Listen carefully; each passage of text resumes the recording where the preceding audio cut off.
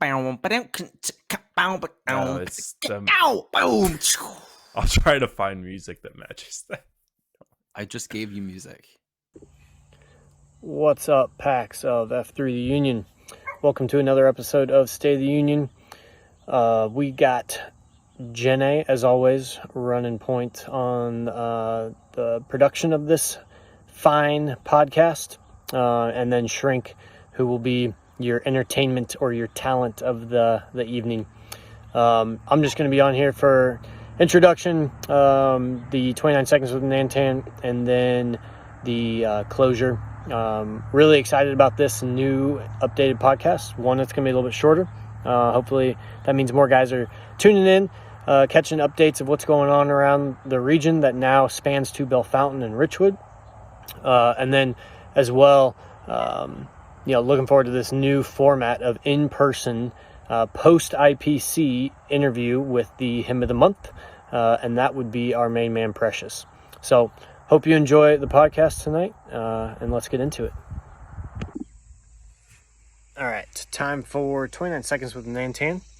I believe I've gotten this one down exactly. I will not slow up towards the end like last month and allow Shrink to get the best of this segment. But today we're going to be talking about inspirational leader, what makes that person up, how they have, what their mindset is, how they behave, things of that nature. So we'll start the countdown. 3, 2, 1. What is an inspirational leader? I believe this question can be answered with two basic things. An inspirational leader loves the work they do. An inspirational leader loves the people that they lead. Great leaders are fully engaged with the work and the people that they work with. They don't waste time and energy complaining. Instead, they invest that energy into solving things, and they connect and collaborate with their people. Here's the mindset of an inspirational leader. Today, I get to lead with purpose, serve people, solve problems, bring energy. I didn't have a timer, so I don't even know if that was 29 seconds, but we're going to go with it. See ya. Shrink and Jenna coming to you live from IPC week 2, where Precious did a lot of work today. Bluey, Quaker, Kit Kat, Ricky Bobby, and I chased him and failed. We've got some announcements coming your way. Speaking of IPC, every Wednesday through the end of the month. Be there, be a proctor, or be square. September 23rd at the dock, we got a flag handoff from our one and only Ricky Bobby. The following day, 30 for 30 with Uniball at the factory. If you've not been to a 30 for 30 before, they're always a good time. Chance to get in a 30-minute workout and then a 30-minute second and third conversation. Then, one of the more exciting things happening this month, Dad Camp, followed by Man Camp. Dad Camp on the 27th. Bring your 2.0s out, boys and girls. We're going to do some campfires. We'll do some hot dogs, some s'mores, some spooky stories, maybe an evening flashlight hike. We'll play some games. We'll have a good time for 2.0/Dad Camp. And the following day, the 28th, is Man Camp. Man Camp is also known as Jenna's karaoke camp. It's a great place to be. You don't want to miss that. Wrapping up our announcements, Dodo has a VQ coming up September 30th at the dock. And then October 5th, we're cheating now into next month. October 5th is the anniversary Q of the Union. We're going to be at the plant the morning of October 5th. We'll do a workout led by our site Qs, followed by some second F, pancakes, sausages, coffee. Gonna be fun. Hope to see you there. Those are your announcements. Do we have a food queue? Still need a food queue. Sign up to be a food queue. Jenna told me not to hold the mic this close, but it just feels right. Precious, what do you think caused you to not win the 2011 homecoming race at the University of Toledo? I don't know. That is a great question. I guess I just didn't have a funny enough last name I think that's what got me where I got, but it just didn't quite put me over the finish line. I can't imagine what a more funny last name than Butts would be. I don't know. I have an idea. What if you could pick one running mate all over again? Why would it be Michael Cox? Why would it be? Well, because Cox and Butts, man. It doesn't get any better than that. So, yeah, I think that would probably be our slogan. Cox and If we, Butts. although we didn't have running mates, if I was running for like president or something like that, that would definitely be our Okay. slogan. Well, Yeah. speaking of running for president, Yeah. if you were president and you could require one stretch a day, One stretch every a day. American citizen must do one stretch a day, what would it be and why? Ooh.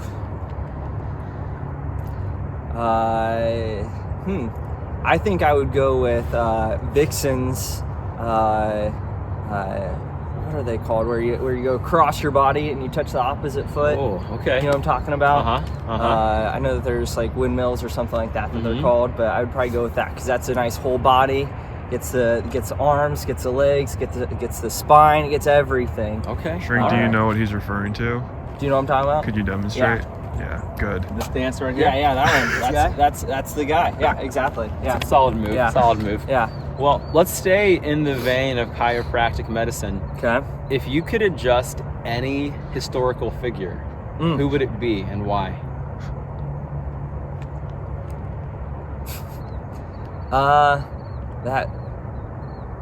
That is an off the wall question. Didn't see it coming, did you?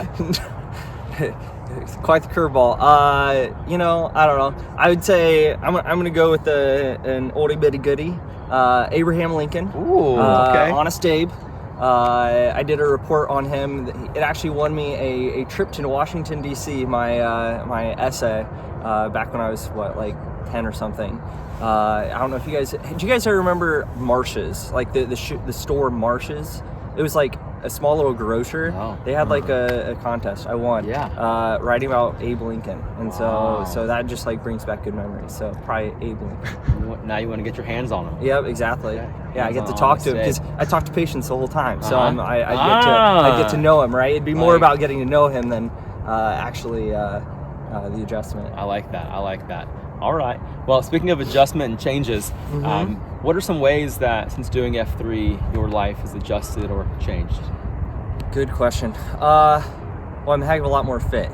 That's for sure. I remember the first time I came out and did a beat down, and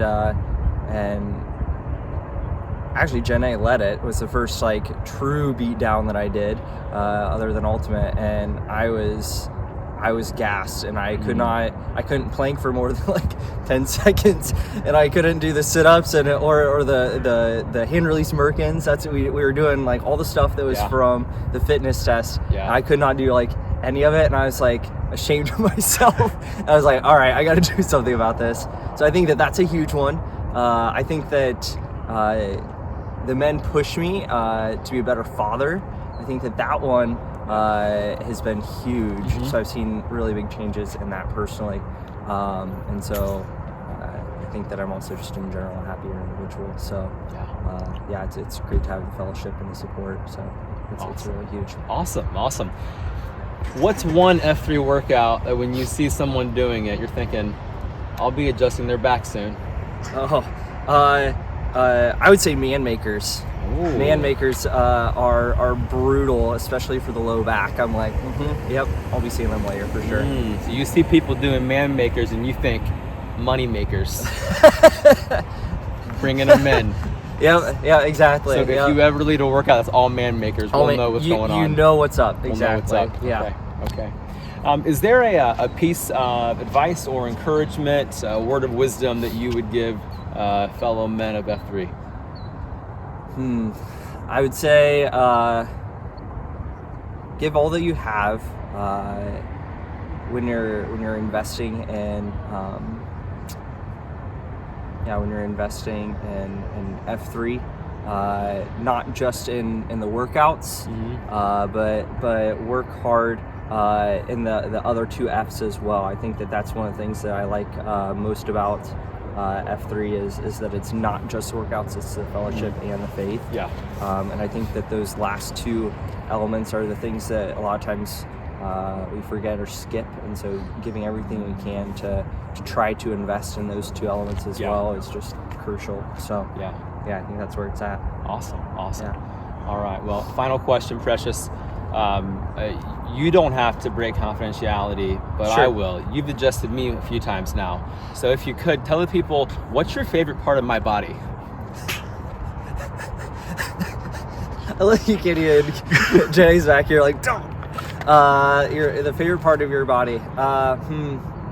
It's got to be the beard. Yeah, I'm loving the beard.